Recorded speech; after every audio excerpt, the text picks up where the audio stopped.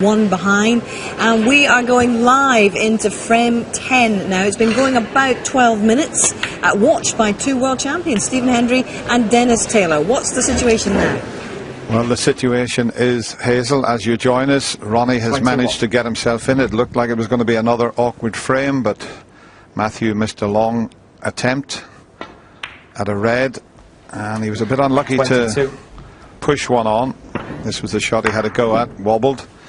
It went across, freed the red here, and Ronnie has got the ball sitting like this in an ideal position. He got very little chance in the opening frame. 29. Because Matthew Stevens started with a fabulous pot. This was the very first shot. Have a look at that for cueing.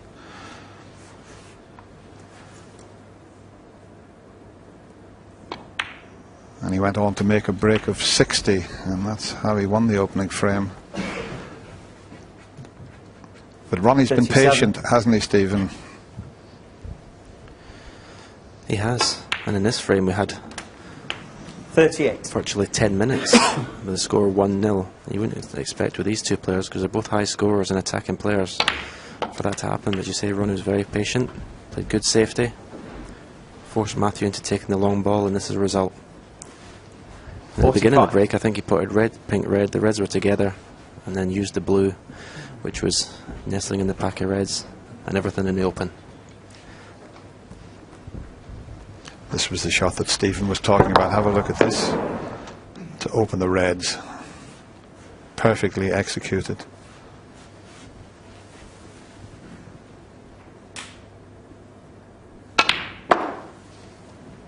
.46. Didn't quite time that as he normally does. He's further away from the black than he wanted. So he's left with one of those tricky little ones along the cushion. He's got to be a little bit careful he doesn't snooker himself here. 53.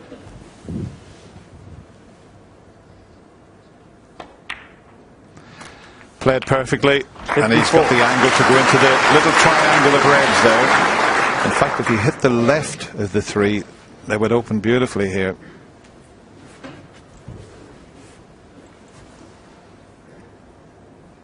Doesn't have to hit that end red, but that would open them up. And he's been unless the plant is on, he's very unlucky there. He thought all three would have been in play. 61. And he's out of position just when he looked like taking the frame. Yeah, a little fuller contact would have been better. But we're talking about millimeters there. Now, what's he looking at there? Just a good safety. You're 62 in front. I know he wants to try and leave that red near the cushion.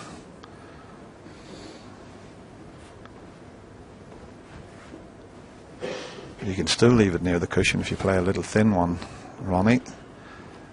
That's his little bit of insurance with a 62-point advantage. He's tried to double it twice across and keep it safe, 61. And he has done.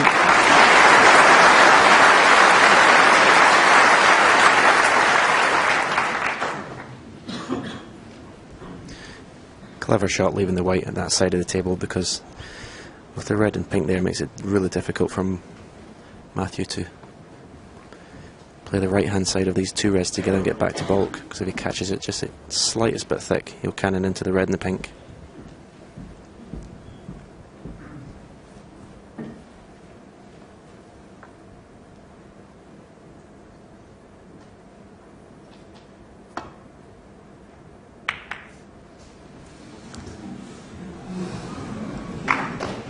Pretty clever shot. Okay, almost knocked the pink in, but there wasn't many options open to him. As Stephen explained, Ronnie had put the white in a difficult place. And bringing that pink into play is to Matthew's advantage, being 62 behind.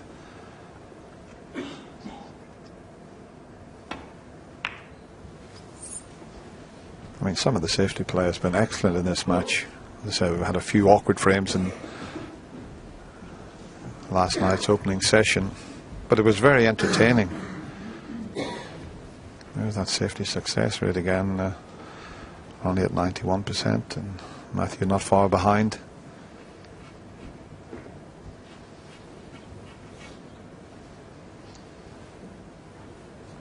Matthew's got to improve on that pot success rate. Got to get it up into the 90s, or at least 90.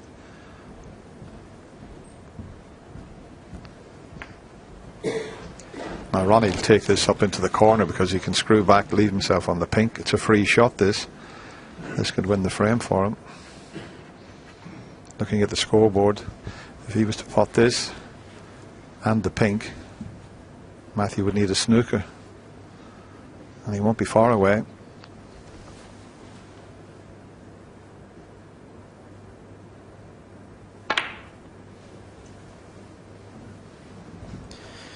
I suppose the only problem playing that now is he's brought the only red that was slightly awkward into play.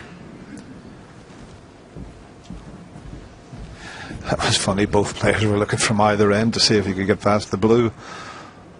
Matthew now looking from where Ronnie was having a little glance, and that's why, because there possibly is enough sticking out, and if he could pot this with the pink right over the pocket.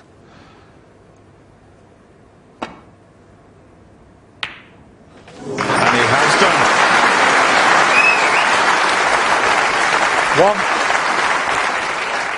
1. And all of a sudden, Matthew Stevens in with a little bit of a chance.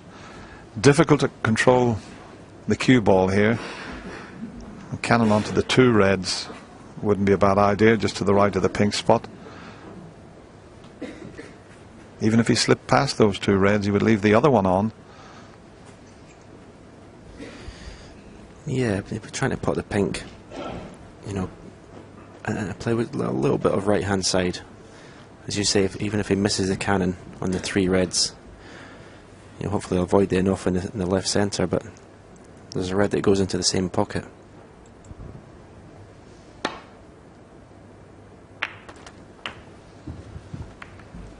He's got the cannon, and let's see when the pink is respotted. Is he on the red to the middle? No. He had a dead straight red until that pink went back on its spot. He's got another straight red up into the corner, which is much more difficult, but if this goes in, every chance then.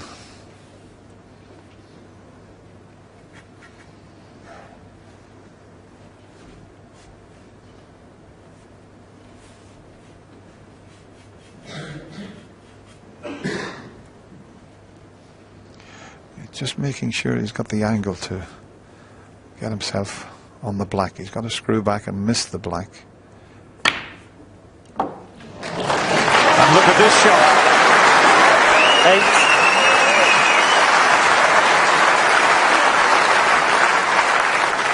Wow. Missed the black on the way back to catch the 2 reds. It was fabulous. It really was a terrific shot, that.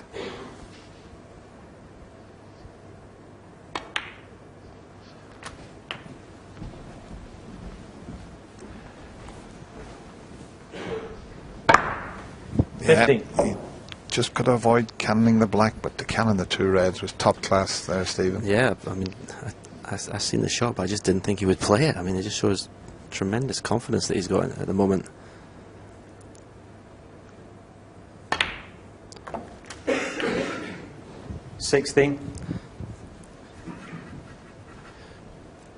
These are the sort of frames you have to win if you want to be world champion. You have to be able to pinch these frames when you're 50, 60 behind. Really, really hurts your opponent. Yes, it's something 80. you did throughout the 90s. And it's something that Steve Davis did throughout the 80s. And that's why both you players dominated the game for so long. Also, John Higgins, who's won 3 of the last 5 World Championships. I think one of his greatest strengths, being able to pinch 26. frames. 27.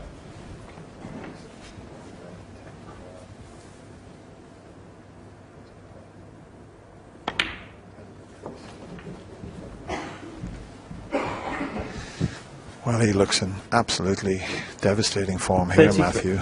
This is the way he played in the earlier rounds. And he's doing it now in the semi-final against the favourite, Ronnie O'Sullivan. And I think the fact that he was 4-0 down, to be just one behind, has given him the confidence. Now, can he go on and clear these to level the match?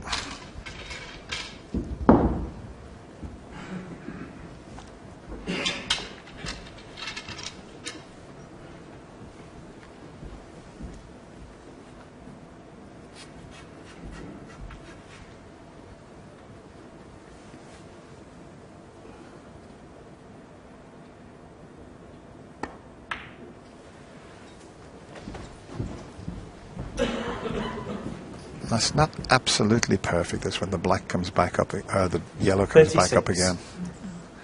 I don't know if he can roll it in. He might have to leave the green in the middle pocket. No, he could roll it in. Just touch the brown, but 38. that's perfect now. 41. Well, what a frame of snooker. Just Ronnie O'Sullivan attempted a red up into the corner as a shot to nothing. If the red goes in, he wins the frame. 45. He's gone the wrong side. It just means he's got to force the blue in to get around the angles. Yeah, just a wee bit of adrenaline there. This is too hard. This is going to be too hard. 50. He's going to have to take this to the middle pocket. Okay. It's a thin cut to either corner or middle pocket. I think the middle pocket, white will come around the back of the black. He would leave himself on the black, but boy, this is tough.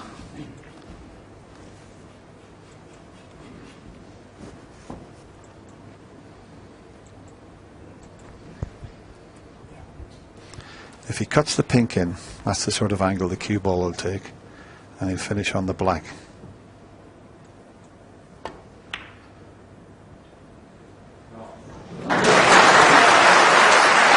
It's come up just a little bit short. Ronnie can only sit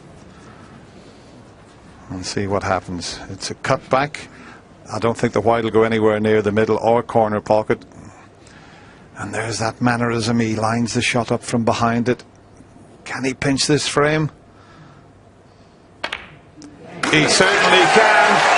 Ronnie O'Sullivan on a break of 61. It looked as if he was going to win the frame, but what a fabulous clearance from Matthew Stevens. After 4-0, all of a sudden the scores are level at 5 each. Well, I know it's early days, but what a turnaround already in this match. Has the makings of a great semi-final now. Fantastic, and what a brilliant clearance there from Matthew. He had to pull a couple of shots out of the bag there. Didn't get perfect on the pink, got a good pink into the corner, but the opening red, not the opening red, but the red that developed the whole break is the one into the green pocket. Not only is he trying to get on the black here, but see the two reds just left of his shoulder there. He comes off the top cushion, brings them into play, and then it becomes a frame winning chance, and a great clearance from Matthew. How much is that going to hurt Ronnie, knowing that he could indeed have even pushed on further last night and established a bigger lead, and now suddenly we're back to square one? Well, there's two reasons why you walk out of the auditorium. One's to go to the toilet, and the other is because you're reeling from the blow that the other person delivers. And I think possibly, that's the case. Just get out of there and just settle yourself down, because that would have been a shock to the system. Ronnie O'Sullivan thought he was more or less home or dry. He didn't expect Matthew Stevens to come out firing like that. What a great clearance. One of the best clearances at the semi-final stages, one table setup we've ever seen. Obviously, we're talking about Alex Higgins as one of the greatest. That was on a par. Perhaps he was more in position than in Alex's great break all those years ago. But, well, even the black was missable at the end. What a fantastic... and that's what it's all about. Matthew Stevens, obviously, he's been the distance, but he is a quality cueist. We know that.